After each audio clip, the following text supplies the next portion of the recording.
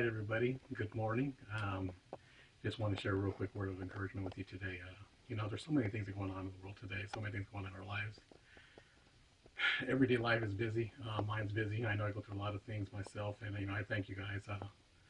You guys are all wonderful, my Facebook friends. I love you, and I cherish you because you guys are so encouraging. I don't know. There's not even a word for you guys. I just love you guys. But today I just want to talk about, just a simple thing about, we go through a lot of things in life, and, we see a situation, and we say, man, the situation's so big. I just lost my job, my car died, my kids need braces. So many things that we face, just constantly. How am I going to pay the rent, electric bill, cable bill? All these things start piling up at once, and we feel like we're getting overwhelmed. But we always look at the storm, and we never look at the solution. The solution is God is always there. He's always been there. We never look at God as bigger than our problems. And when we start looking at God bigger than our problems, we can start having that David mentality. When David was a young man, he had to fight, and he killed a lion and a bear with his bare hands. That was just God telling him, getting him ready for what he had to do later. He had a giant in his life. And the giant, man, he told him just straight out, he said, after I get done slaying you, he says, I'm going to let the birds and the beasts of the field pick on you. You know what I'm saying? It's just, you get to a point where you have to understand who you are in God. And he knew who he was. He didn't need armor. All he needed was a small stone.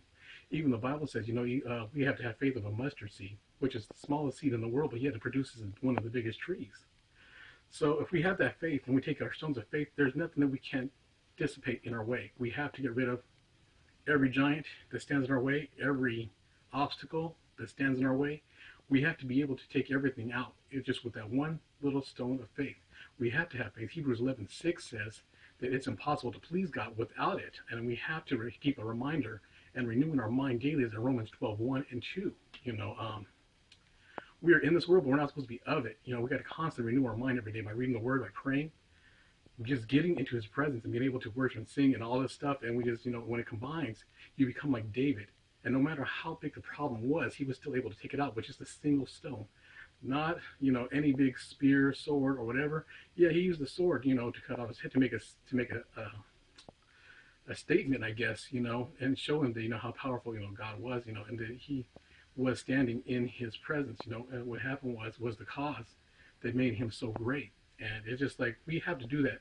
We have to take control of our circumstances and know how big our God is and who we belong to.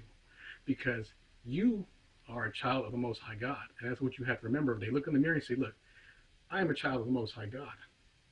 God is with me.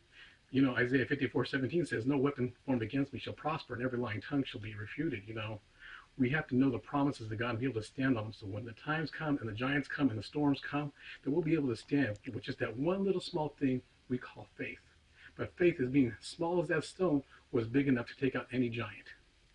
Okay, you guys, just be encouraged. I love you guys, and I'll try to continue with these little words of encouragement for you daily, because I love you and I thank you guys. I'll see you later.